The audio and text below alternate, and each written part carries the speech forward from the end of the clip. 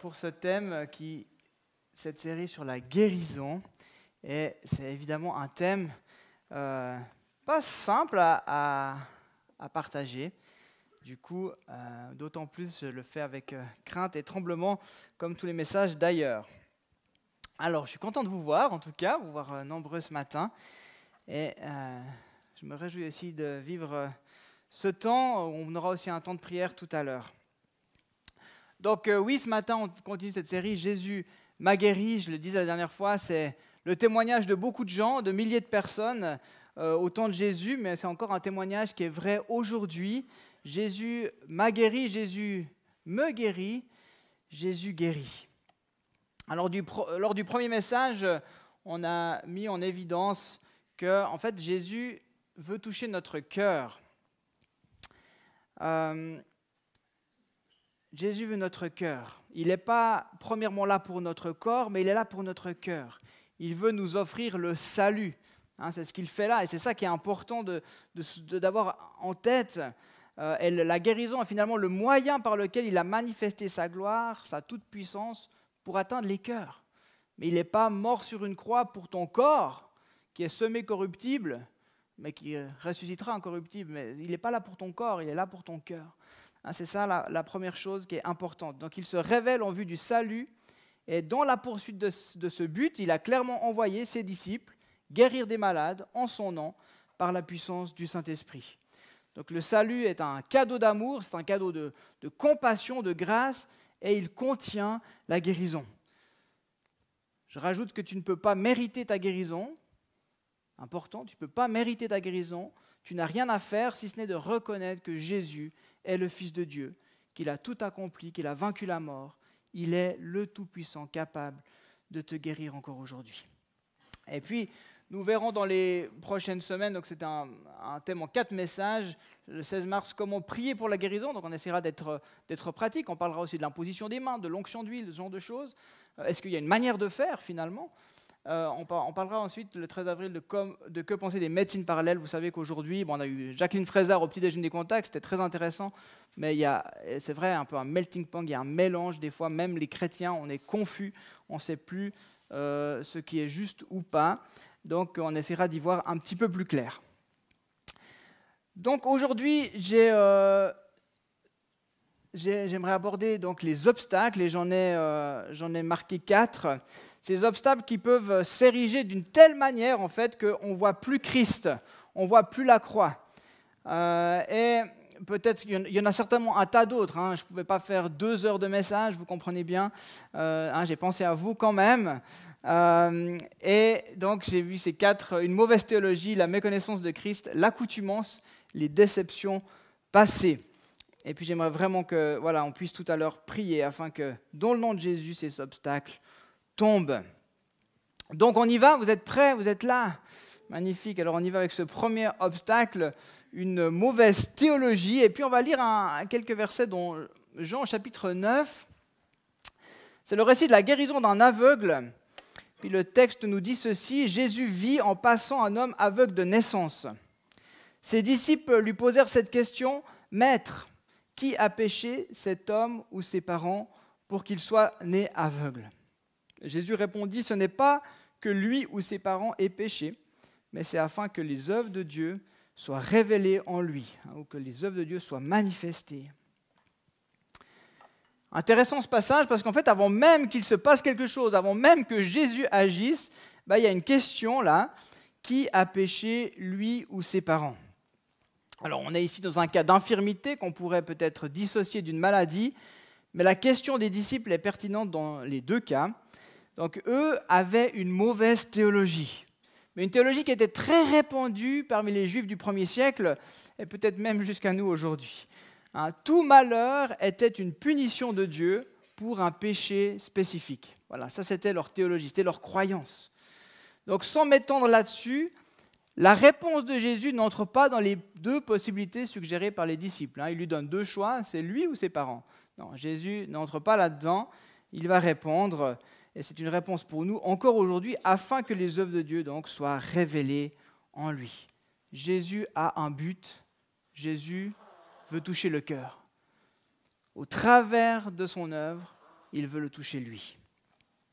Alors, une mauvaise théologie, elle peut conduire à la culpabilité, elle peut même conduire à la honte. Et on entend encore des chrétiens dire, comme les disciples, « Ah, il est malade parce qu'il a du péché dans sa vie. » Et c'est une question qu'on se pose assez rapidement lorsqu'on tombe malade, même sans ces chrétiens qui vont dire ce genre de choses. Pourquoi moi ? Qu'est-ce que j'ai fait pour mériter ça ? Pourquoi ça m'arrive à moi ? Ah, mais c'est peut-être à cause que j'ai du péché dans ma vie. Puis je vais prendre l'exemple de la pornographie. Ah ouais, c'est peut-être à cause que j'ai consommé de la pornographie, alors je suis tombé malade. Imaginez ça. Puis si la personne n'ose pas en parler, qu'est-ce qui va se passer ? Elle va dire, en fait, c'est vrai, je mérite ma maladie. Je vais l'accepter, cette maladie, vu que je suis coupable, vu que c'est ma faute. Je peux juste vous dire que si la pornographie rendait malade physiquement, il y aurait peut-être 99% des hommes qui seraient malades. Il y a des conséquences à la pornographie qui sont autres que celles-ci, d'accord ? Mais une mauvaise théologie va amener la honte, va amener la culpabilité. Elle va faire en fait obstacle à la guérison. Il ne voudrait pas guérir un pécheur tel que moi. Pourquoi il s'occuperait de moi ? Pourquoi il ferait ça pour moi alors que je suis comme ceci ou que j'ai fait ceci ou cela ? Pourtant, ce n'est pas ce qu'on voit dans la parole, mais ce sont des fausses vérités qui sont bien ancrées. Bien ancrées. Parlons donc rapidement de cette relation entre le péché et la maladie. Évidemment, le péché a sa place dans l'équation. Notre réalité sans Christ est celle-ci, Romains 3, 23, vous connaissez ce verset certainement par cœur. Tous ont péché, mais sont privés de la gloire de Dieu. Donc sa gloire que l'on pourrait résumer par l'extraordinaire bonté de Dieu, elle se manifeste entre autres par la guérison. Et le péché nous a séparés de Dieu. Jésus vient avec cette mission de guérir nos cœurs. Il veut nous offrir le salut, et dans ce salut est compris le pardon pour nos péchés et la guérison. Donc, souvenez-vous que si vous avez donné votre vie à Jésus, vous êtes pardonné, vous êtes sous son sang. Il vous voit pur en Jésus. Mais vous vous souvenez peut-être de ce passage avec le paralytique, ou la guérison du paralytique qui descend par le toit. Jésus va premièrement dire à cet homme, « Tes péchés te sont pardonnés ». Puis ensuite, il va le guérir physiquement. D'accord ? Il y a un lien entre le péché et la guérison. Et de nouveau, le péché, le pardon du péché, c'est le salut. Et c'est ça que Dieu désire tout d'abord. Et puis dans Jacques 5, 14 à 16, on lit ceci. « Quelqu'un parmi vous est-il malade, qu'il appelle les anciens de l'Église et que les anciens prient pour lui en lui appliquant de l'huile au nom du Seigneur. La prière de la foi sauvera le malade et le Seigneur le relèvera. S'il a commis des péchés, le pardon lui sera accordé. Avouez-vous donc vos fautes les uns aux autres et priez les uns pour les autres afin d'être guéris. La prière du juste agit avec une grande force, avec efficacité. » Donc là aussi, Jacques lie la guérison physique avec le pardon des péchés et il insiste sur la confession au verset 16. Mais mon envie et mon point, c'est vraiment celui-ci. Ta maladie n'est pas une punition que Dieu envoie à cause de ton péché ce matin. Et si ça, c'est une barrière, il faut qu'elle tombe. Il n'y a plus de condamnation, tu es pardonné. Par contre, toujours un truc. Par contre, le péché a des conséquences sur notre corps physique. Par exemple, fumer peut conduire à développer un cancer des poumons. Ce n'est pas moi qui le dis, aujourd'hui, c'est écrit « fumez-tu » sur les paquets. Donc, punition de Dieu, c'est une conséquence connue d'un comportement. Si nous sommes appelés à prendre soin de notre corps, tombe du Saint-Esprit, c'est encore une fois pour notre bien. Ce n'est pas pour nous embêter ou nous mettre des interdits. Et donc, en ce sens, demander pardon, c'est important, car nos mauvais choix ont des conséquences. Mais avant tout, la maladie, elle reste la conséquence de la chute, de la désobéissance de l'homme et donc du péché originel d'Adam. On revient à la Genèse là. Donc on vit aujourd'hui dans un monde déchu dans lequel la souffrance, la maladie, la mort prédominent. Le diable, c'est le prince de ce monde, et il se plaît à voir les gens souffrir, et il fait tout pour les garder éloignés de Jésus. Et tant que Christ ne sera pas revenu, le mal sera à l'œuvre. Donc on est sous cette réalité-là. Mais tout en gardant à l'esprit que la maladie n'est pas donc le plan de Dieu, ni une punition divine, on peut distinguer une maladie qui est donc la conséquence de l'action de l'homme, d'une maladie qui est d'origine spirituelle. Comme je l'ai dit avant, nos choix volontaires ou nos choix malencontreux peuvent avoir une maladie pour conséquence.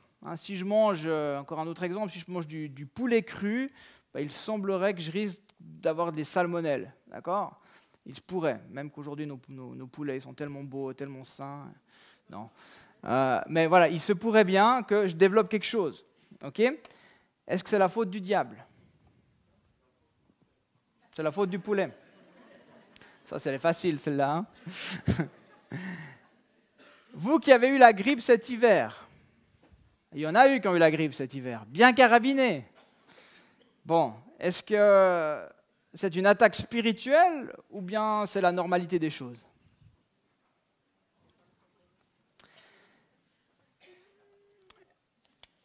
Une maladie grave comme le cancer peut être la conséquence de notre manière de vivre, que ce soit ce que l'on boit, ce que l'on mange, ce qu'on respire, sans que nous y soyons pour quelque chose. Donc on peut se demander, bien sûr, pourquoi moi ? Si les choses m'arrivent, on peut se dire, pourquoi moi ? Pourquoi elle ? Pourquoi lui ? Ou pourquoi pas moi ? Mais nous sommes des êtres fragiles. Et nos corps ne réagissent pas de la même manière, tous de la même manière. Puis comme je l'ai dit, on vit dans ce monde où le mal gouverne. Donc il y a la maladie. Mais des pourquoi, il y en a plein d'autres. Pourquoi je suis né en Suisse, puis pas au Burkina Faso ou en Inde, ou pourquoi je suis né dans un pays où on a tout ce qu'il faut, et puis pas dans le besoin. On a plein de ces pourquoi. On n'a pas toujours les réponses. Mais en tout cas, ce que je peux affirmer, c'est que se culpabiliser en pensant que c'est une faute, que je suis pécheur, et que c'est une punition, que c'est ma faute, ça, c'est pas juste. Par contre, demander pardon pour nos péchés qui auraient pu avoir des conséquences est important et nécessaire. Okay ? Est-ce que vous arrivez à faire la distinction ? D'accord ? Vous ne recevez pas la maladie, ce n'est pas une punition. Par contre, parfois nos choix peuvent amener la maladie et on doit se repentir pour ça. Il peut aussi qu'on repère dans une fragilité qui se répète dans plusieurs générations. Alors on peut se dire, le cancer, c'est peut-être parce qu'on a respiré des mauvaises choses, je ne sais pas trop quoi. Mais quand on voit qu'il y a une répétition, on peut se dire que peut-être il y a un héritage là qu'il faut couper dans le nom de Jésus. L'ennemi a parfois mis une malédiction sur une lignée familiale. Et puis c'est vous qui avez rencontré Jésus, qui êtes sous sa protection, qui avez été adopté, qui avez été racheté, qui avez l'autorité pour réclamer la bénédiction du Seigneur sur vous et votre descendance. Donc il y a parfois des choses comme ça, on peut dire c'est normal parce que ça arrive, il y a plein de cancers. Non, s'il y a une répétition, si vous dites mais c'est de génération en génération, il faut que ça cesse et là il faut prendre aussi autorité. Mais une fois encore, nous sommes dans un monde où la maladie, la douleur, la souffrance sont présentes et les chrétiens ne sont pas exemptés de ces réalités. Donc faut-il prier pour ces maladies que l'on peut soigner ou qui vont passer au bout de quelques jours comme la grippe ? Est-ce qu'il faut prier pour ça ? Oui. Bon, est-ce que vous le faites ? Oui. Moi, je réponds, en tout cas, on ne fait jamais faux en priant. On ne fait jamais faux en priant. Mais c'est certain que lorsque la vie est menacée ou lorsque l'accomplissement du plan de Dieu est entravé, il faut se battre dans la prière et réclamer la guérison, même pour une maladie bénigne. D'accord ? Mais c'est clair qu'on peut faire une distinction peut-être entre la gravité, mais priez toujours. Mais lorsque la vie, parce que Dieu, il a la vie en réserve pour vous. Dieu, il veut votre vie. Dieu, il a un plan pour vous. Et quand la maladie vient entraver ça, vient empêcher l'action de Dieu, vient empêcher le plan, alors c'est d'autant plus important de tenir dans la prière. Effectivement, donc le diable peut aussi nous viser volontairement, donc c'est ce que j'ai mis un peu à droite, des maladies infligées par Satan pour nous détruire, pour nous empêcher d'accomplir le plan de Dieu, pour nous faire reculer, pour nous faire perdre la foi, pour nous abattre. Donc on a une première décision à prendre dans ces cas-là. Est-ce que je vais me laisser faire ? Est-ce que je vais me laisser faire ? Bien sûr que non. hein.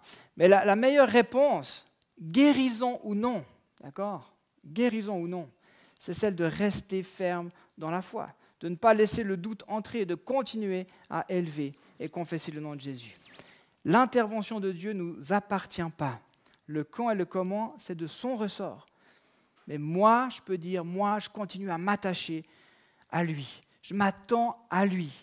Il peut guérir instantanément, il peut remettre le diable à sa place bien sous nos pieds, direct, il peut se glorifier, mais il peut aussi attendre et développer en nous une persévérance. Il peut développer en nous l'intimité, cette confiance qui va nous permettre de le voir agir en nous donnant la force de combattre jour après jour. Donc notre manière de vivre l'épreuve, elle est aussi un témoignage qui va glorifier Dieu, afin que les œuvres de Dieu soient révélées en lui. D'accord ? Donc il y a une démonstration de puissance aussi dans ma manière de vivre l'épreuve et la maladie. Donc une bonne théologie, important de remettre les choses bien en perspective. Deuxième obstacle, c'est la méconnaissance de Christ. Et si on continue dans notre texte, en Jean 9, on lit la suite depuis le verset 6. Après avoir dit cela, il cracha par terre et il fit de la boue avec sa salive. Puis il appliqua cette boue sur les yeux de l'aveugle et lui dit « Va te laver au bassin de Siloé », donc qui signifie « envoyé ». Il y alla donc, se lava et revint voyant clair. Ses voisins et ceux qui l'avaient vu mendier auparavant disaient « N'est-ce pas celui qui se tenait assis et qui mendiait ?» Les uns disaient « C'est lui », d'autres disaient « Non, non, mais il lui ressemble ». Et puis au verset 18, un peu plus loin, « Les Juifs ne voulurent pas croire qu'il avait été aveugle et qu'il voyait désormais avant d'avoir fait venir ses parents. » Donc en fait, les Juifs, les pharisiens dans ce texte, ils vont faire une double enquête, ils vont faire venir ses parents pour lui demander « C'est bien votre fils, celui-là ?» Tellement il y a de l'incrédulité en fait. Et les gens ne croient pas donc que c'est vrai, parce qu'en fait, ils ne peuvent pas croire parce qu'ils ne connaissent pas Jésus. Ils ne peuvent pas concevoir qu'il soit le Fils de Dieu et qu'il soit alors capable de guérir. Ils ne peuvent pas croire qu'il est en train de prendre place. Ce n'est pas possible. Et donc, le manque de connaissance conduit à l'incrédulité. Pour connaître quelqu'un, il faut être en relation, évidemment. Et Jésus était le pro pour partager les repas avec tant de personnes différentes. La relation permet la confiance. La confiance, c'est la foi. Et bien des personnes qui ont été guéries par Jésus ne le connaissaient pas très bien, mais toutes l'avaient entendu, toutes l'avaient écouté. Souvenez-vous un peu de la dernière fois, des foules là qu'on avait vues dans l'évangile de Luc. Il y avait cette dimension de foi au travers de leurs demandes, parfois un peu folles. Dis un seul mot et mon serviteur sera guéri. Donc dans ce dis un seul mot, il y avait déjà cette notion de foi, de persévérance. Comme cette femme qui vient qui crée ce chemin, qui vient toucher le manteau de Jésus, ou dans leur compréhension, dès qu'il y était, de qui il est, au travers du cri de Bartimée qui dit « Jésus, fils de David », qui crie comme ça au bord du chemin. Donc derrière leur cri, derrière leur persévérance, il y avait déjà cette notion de foi. Et la foi précède la guérison. Ce verset de Jean 11, 40 qui dit « Si tu crois, tu verras la gloire de Dieu. » Si tu crois, la foi précède la guérison. Alors on reproche souvent le manque de foi à ceux qui ne sont pas guéris. Évidemment que si l'on ne croit pas que Jésus peut guérir, on va même pas lui demander, on est d'accord. Mais notre incrédulité peut être plus fine que cela. En fait, c'est comme des petites fissures peut-être dans notre assiette. En vacances, on avait un pot d'eau qui était fissuré, puis ça ne se voyait pas, puis tu mets de l'eau, puis d'un coup, tu vois que ça perd.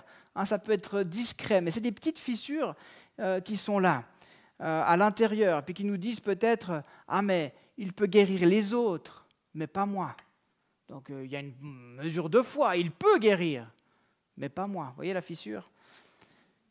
« Ah, mais ma situation, c'est trop gros. » Ou bien, à l'inverse, « Ce n'est pas assez important pour qu'il s'y intéresse. » Ou « Ah, mais moi, je suis déjà âgé, alors à quoi bon ?» Ou « Ça fait 20 ans que ça dure. Pourquoi il le ferait maintenant ?» Donc on tombe dans une certaine incrédulité qui va se mêler à du fatalisme finalement. C'est comme ça, c'est comme ça. Je vous raconte une petite histoire que j'ai lue dans un livre de Smith Wilberforce. C'est un homme qui a vécu au siècle dernier, qui a eu un ministère marqué par des signes et des miracles.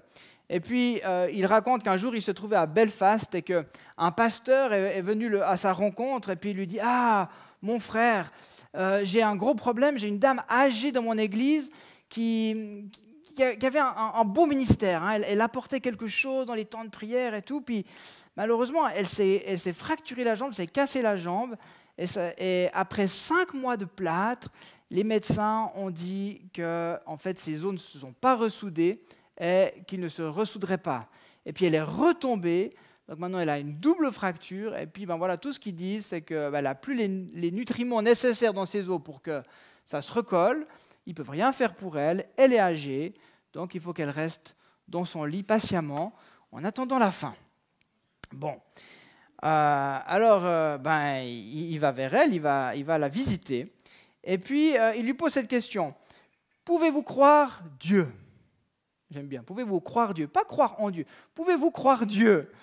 Et puis elle dit oui, je sais qu'il n'y a aucune puissance sur la terre qui pourra faire que les os de ma jambe se remettent en place, mais je sais que rien n'est impossible à Dieu. Puis il lui demande encore, croyez-vous qu'il va venir à votre rencontre maintenant? Elle répondit oui, je le crois. Puis là, le mari de cette dame qui était dans la même pièce, qui était là, lui, il était cloué sur sa chaise depuis 4 ans, il ne pouvait plus marcher. Et puis quand il entend ça, il crie « Moi, je ne le crois pas. Je ne le croirai pas et vous ne me ferez pas croire ça. » Imaginez la scène quand même. Tu essaies d'encourager la foi, tu veux prier pour la personne, hein, puis tu as l'autre qui dit « Moi, je ne crois pas. » Puis il répond simplement « D'accord. » Puis là, il impose les mains à la dame et au nom de Jésus, et puis elle est guérie immédiatement. Alors le mari crie « Faites-moi marcher, faites-moi marcher. » Et là, il lui répond « Vieux pécheur, repentez-vous. Hein, » c'est le siècle passé, hein, mais j'imagine la scène. « Vieux pécheur, repentez-vous. » L'homme répondit « Seigneur, tu sais que je crois. » Hein, lui qui ne voulait pas croire, il a dit « Vous ne me ferez pas croire. » D'un coup, il confesse « Seigneur, tu sais que je crois. » Il lui a alors imposé les mains et puis il a pu remarcher pour la première fois après 4 ans. Extraordinaire. Bon, ce n'est pas il y a 2000 ans, c'est le siècle passé, mais Dieu agit encore aujourd'hui. Et j'aimerais vraiment t'encourager ce matin. Ne laisse aucune place à l'incrédulité. Peut-être repens-toi. Repens-toi de ton incrédulité. Vieux pécheur, repens-toi. Hein? Mais oui, repentons-nous de notre incrédulité. Attends-toi à Jésus qui t'aime. Continue à souper avec lui. Continue à prendre des temps en tête à tête avec ton Seigneur. Parce que je crois vraiment que c'est dans cette relation simple entre un petit enfant et son papa bienveillant que la guérison prend place. Crois ce que Jésus te dit. Crois-le. Suis-le. Demande-lui. Des fois, dans ce manque de connaissances, on a l'impression que la guérison, c'est quelque chose de tellement spécial et tellement d'extérieur. Il faut absolument le ministère de guérison.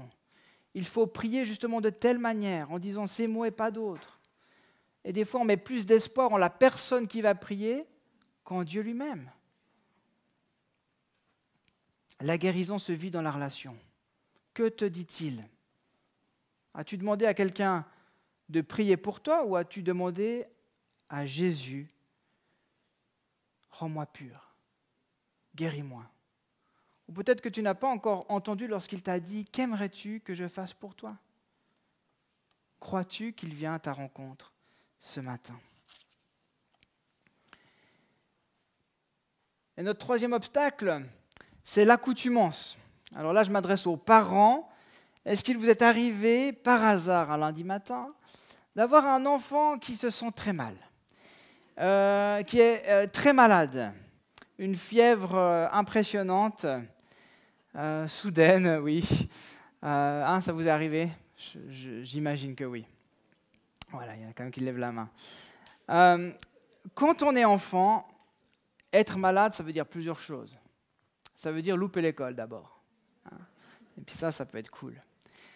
Mais c'est aussi avoir un parent qui prend soin de nous, tout spécialement. Puis quand on a une fratrie comme la nôtre, eh ben, de temps en temps, avoir un petit moment où papa ou maman, il prend soin de nous d'une manière toute spéciale, c'est agréable. Et puis, il y a des petits avantages. Je ne sais pas si c'est comme ça dans vos familles, en tout cas, chez nous, quand on est malade, ben, on nous apporte à boire un thé ou un chocolat chaud, quelque chose dans notre lit, hein, quand même, dans notre lit, au lit. On peut même déjeuner au lit. Ce n'est pas quelque chose qu'on fait habituellement. On peut rester en pyjama toute la journée. Hein, ça, c'est cool. Quoique des fois, les trainings ressemblent à des pyjamas, mais ça, c'est un autre sujet. Mais voilà, toute la famille prend des nouvelles. Hein, quand les autres rentrent de l'école, il va comment? Comment ça se passe? Hein. Puis peut-être qu'on peut même regarder un truc à la télé. Alors nous, on a un peu banni ça parce que sinon, ils vont vraiment être malades souvent. Hein. Mais enfin voilà, ça peut être sympa. Alors évidemment que dans ces conditions-là, si je dis à mon fils malade, mon chéri, papa va prier pour toi et hop, tu pourras aller à l'école. Je vois assez rapidement à son visage qu'il n'est pas très intéressé. Il n'a pas très envie d'être guéri. Alors, c'est un petit parallèle gentil pour dire que l'accoutumance, en fait, c'est le fait de se familiariser, de s'habituer à notre maladie. Mais en fait, dans cette accoutumance, certaines personnes peuvent réussir, même si elles souffrent, même si c'est difficile, même si elles sont vraiment malades, hein, parce que nos enfants, des fois, ils sont tout juste malades, puis un petit peu de fièvre. Mais les personnes peuvent réussir à tirer quelque chose, tirer un bénéfice de leur état. Ça arrive. Et en fait, ils vont commencer à exister un peu au travers de leur maladie. Ça va même devenir leur identité. Alors j'ai mis cette image-là comme si finalement d'être masqué, bon ça vous rappelle peut-être le Covid ou je sais pas, certains... comme si ils pouvaient vivre comme ça, puis finalement ça devient normal. Hein, on est à l'aise. Oh, tout roule, c'est tout à fait normal. Donc évidemment que la guérison, lorsqu'on offre la guérison, Jésus offre la guérison, ça va amener un changement. Et puis on sait toujours que le changement fait peur. Imaginez les changements pour cet aveugle de naissance dont on a lu l'histoire tout à l'heure. Hein, il voit, ça c'est extraordinaire, mais il devra tout réapprendre. Il devra tout apprendre. Il devra apprendre à lire, il n'a jamais lu. Il n'a aucune idée des lettres, il n'a aucune idée même des couleurs. On peut lui dire vert, il n'a jamais vu ce que c'est du vert. Hein, donc il doit tout apprendre. Il doit apprendre un métier, il doit apprendre à vivre avec les autres. Lui qui était exclu, qui était mis de côté. Et puis il doit faire un chemin intérieur de pardon parce qu'il a été rejeté toutes ces années. Ce n'est pas si simple d'être guéri. Vous voyez les implications.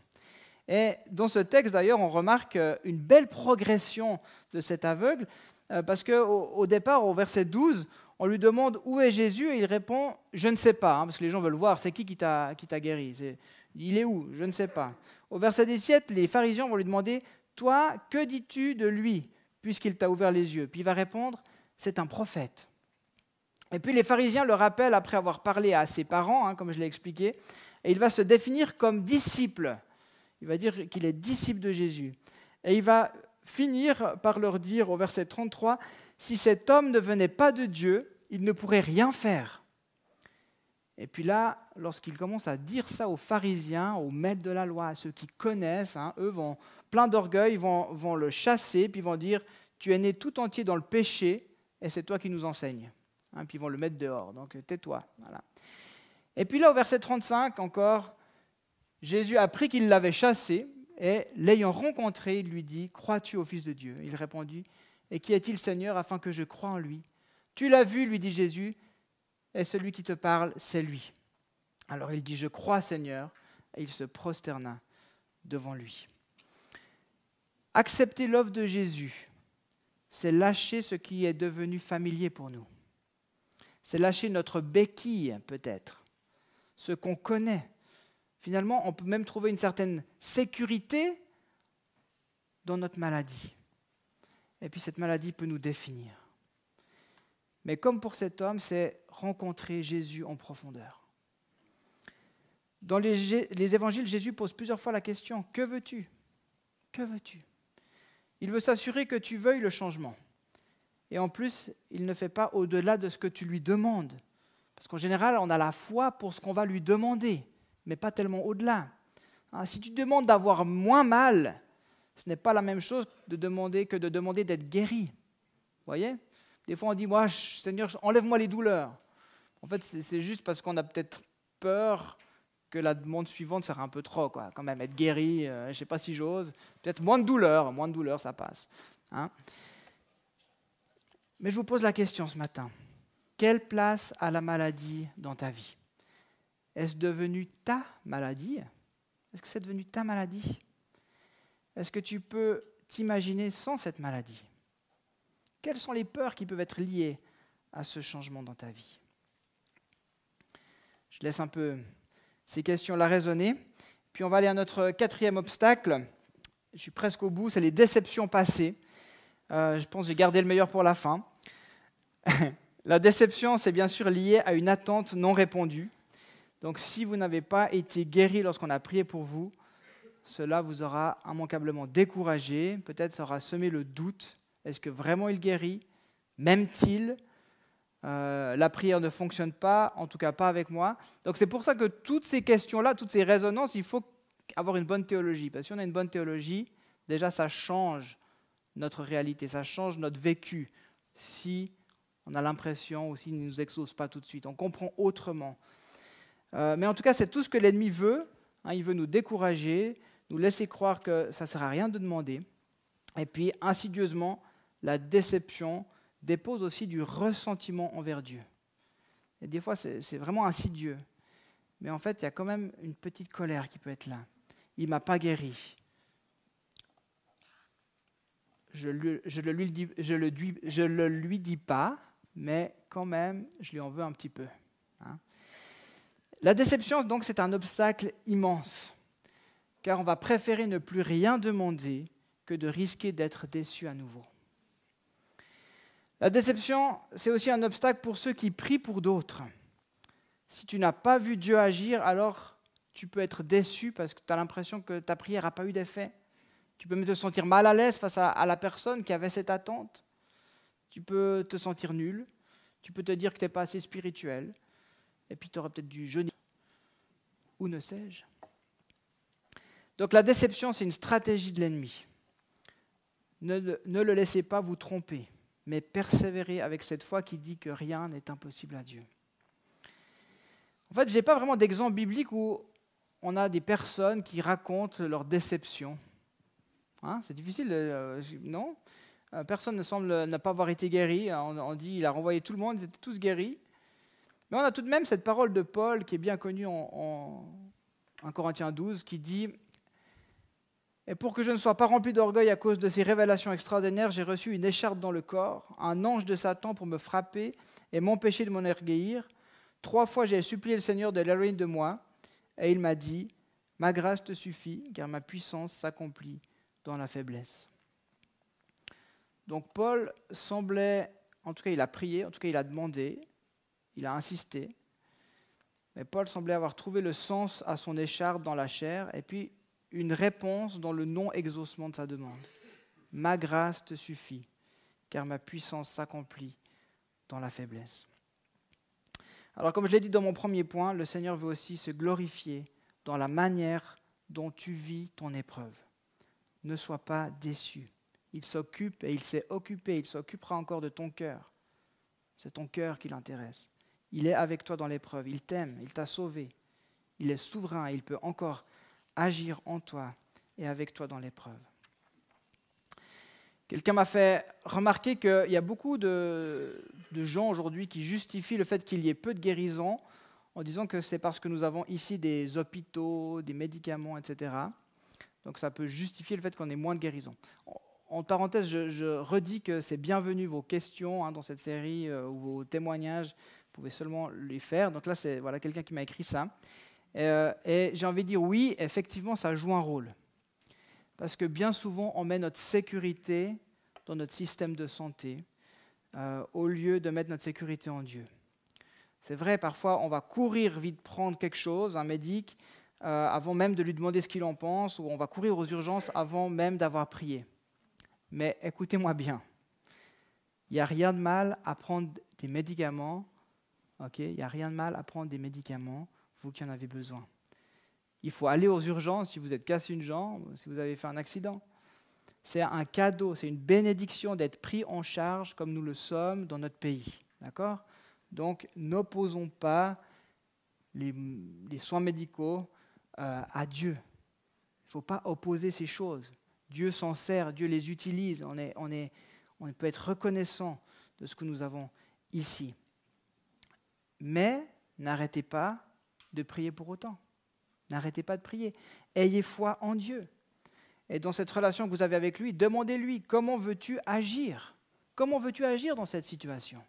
Il y a des fois des urgences où effectivement il faut vite y aller, puis on sent intérieurement, on prie, et puis on sent qu'il y a urgence, il faut y aller maintenant. Et puis il y a d'autres situations où je me souviens avec nos enfants où on a eu le temps de prendre le temps de prier, on s'est mis vers l'enfant, etc. Puis il dit, ok Seigneur, on en est où là ? C'est grave ? Il faut aller à l'hôpital ou il ne faut pas aller à l'hôpital ? Comment tu veux qu'on agisse ? Qu'est-ce qu'il faut faire ? Et il nous donne la paix, il nous donne la conviction. Il peut nous dire, ok, c'est cette paix qui dit, voilà, reste tranquille, je m'en occupe. Ou bien au contraire, vas-y. Hein, il peut aussi nous retourner la question, qu'est-ce que tu veux ? Qu'est-ce que tu veux que je fasse pour toi ? Mais oui, probablement que c'est en quelque sorte un obstacle à notre foi, parce qu'on ne s'attend pas à l'action de Dieu de la même intensité que c'est le cas peut-être à Noépé ou dans beaucoup d'autres parties du monde, hein, où finalement ils n'ont pas ce qu'on a, et puis c'est la vie ou la mort. C'est Dieu intervient ou la personne elle meurt, hein, même pour des choses qui pour nous sont bénignes. Donc c'est clair que voilà, ça peut être un obstacle. Ce qui est sûr aussi, c'est que si on ne prie plus pour les petites choses, est-ce qu'on va savoir prier pour les grandes ? La foi, elle s'exerce.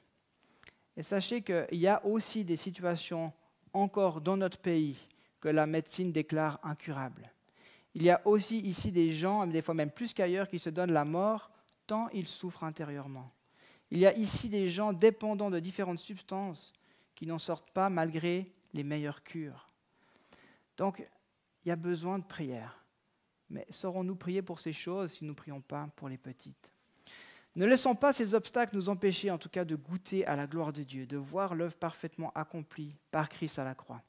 C'est par ces meurtrissures que nous sommes guéris.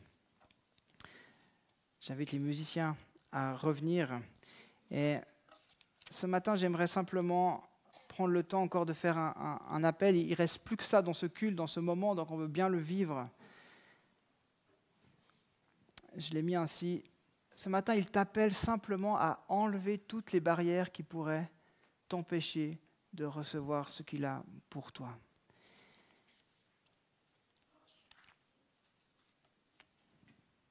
On aimerait faire tomber ces barrières de mauvaise théologie.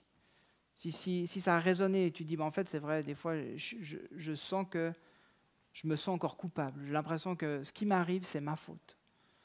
C'est pour toi ce matin. Si tu as l'impression que cette incrédulité est là comme une racine que tu n'arrives pas à enlever, il y a des fissures, c'est pour toi.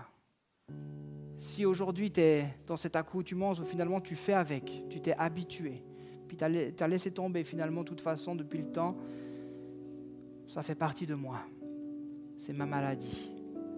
C'est pour toi ce matin. Et puis si tu as été déçu dans le passé,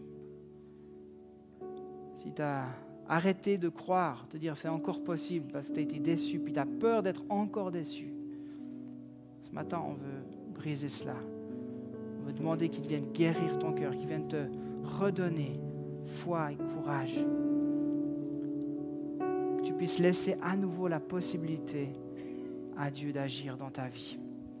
Alors, si ça résonne pour quelques personnes, alors qu'on regarde à Jésus, on se tourne vers Jésus, je vais vous inviter à vous lever et même à vous avancer pour qu'on puisse prier pour vous. Il y a des équipiers qui sont prêts pour cela, qui ont été désignés pour ça. Ils vont se tenir aussi devant moi. Et puis, on va juste prendre ce petit temps.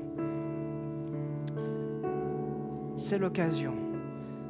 Aujourd'hui, on ne prie pas pour la guérison, on prie pour les obstacles qui vous empêchent d'entrer dans cette guérison, dans ce cadeau. Alléluia. parole. Saint-Esprit, agis. Seigneur Jésus, merci pour ce temps. Merci Seigneur pour ton appel. Merci Seigneur pour qui tu es. Saint-Esprit, tu es le Tout-Puissant et tu es le bienvenu dans ce temps. Merci de faire tomber ces obstacles dans la vie des uns et des autres. Alléluia Jésus.